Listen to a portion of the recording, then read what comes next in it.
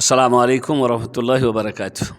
সুপ্রিয় ভাই সকল, মুসলিম ভাই সকল, এখন আমি আলোচনা করব দাতন করা সম্পর্কে। আমরা দাতন করার গুরুত্ব সম্পর্কে জানি না।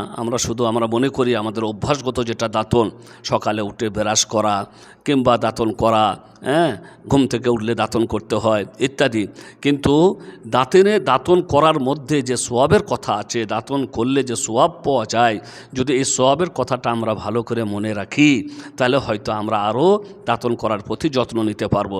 বুখারী আর মুসলিম শরীফে বর্ণিত হয়েছে আবু হুরায়রা রাদিয়াল্লাহু তাআলা আনহু থেকে, আল্লাহ রাসূল সাল্লাল্লাহু আলাইহি ওয়াসাল্লাম বলেছেন, দাউলা আন আশুক্কা আলা উম্মতি আও আলান নাস লা আমারতুহুম বিসওয়াকি মাআ কুল্লি সালাতিন।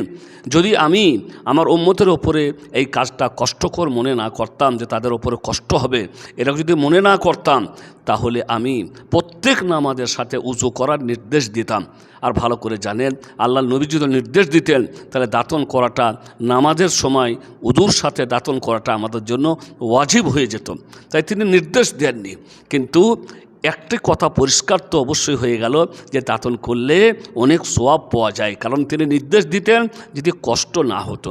মা আয়েশা রাদিয়াল্লাহু তাআলা আনহা থেকে বর্ণিত হাদিসে এসেছে, রাসূল করিম সাল্লাল্লাহু আলাইহি ওয়াসাল্লাম বলেছেন, আস-সাওয়াকু মুতাহহারাতুল লিল ফাম মারদাতুল লির-রাব।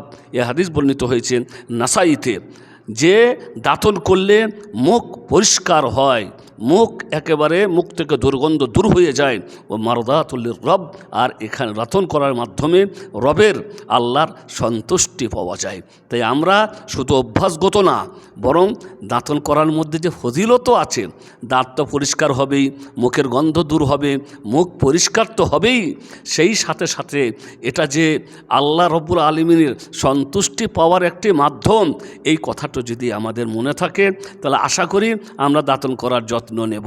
ও সাল্লাল্লাহু আলা নবিয়িনা মুহাম্মদ।